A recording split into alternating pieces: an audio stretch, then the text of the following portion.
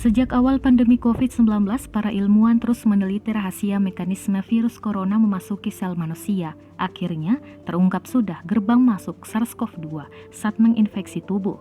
Romy Amaro, ahli kimia biofisik komputasi dari University of California, San Diego, mengembangkan visualisasi terperinci dari protein spike SARS-CoV-2 dilansir dari PISC pada Sabtu 21 Agustus 2021. Seperti yang telah diketahui, protein spike virus corona adalah senjata virus saat memasuki dan menginfeksi sel tubuh yang kemudian menyebabkan penyakit COVID-19. Studi ini dilakukan Amaro dan tim ilmuwan dari berbagai perguruan tinggi seperti University of Pittsburgh, University of Texas di Austin, Columbia University, dan University of Wisconsin, Milwaukee, Amerika Serikat.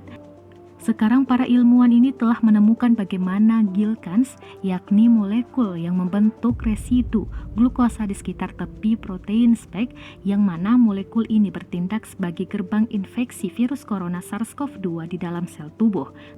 Penemuan gerbang glikan tersebut menurut para peneliti dalam studi yang dipublikasikan di jurnal Nature ini telah memungkinkan masuknya virus corona SARS-CoV-2 memasuki sel inang dalam tubuh manusia.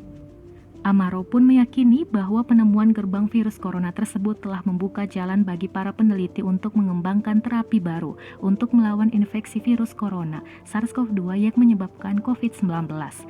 Apabila gerbang glikan ini dapat dikunci secara farmakologis dalam posisi tertutup, maka mekanisme virus dalam menginfeksi sel dapat dicegah secara efektif. Selain sebagai gerbang masuknya virus corona SARS-CoV-2 saat memasuki sel, molekul glukosa pada protein spike, yakni lapisan gilkan inilah yang membantu virus ini menipu sistem kekebalan tubuh manusia karena mengandung residu glukosa.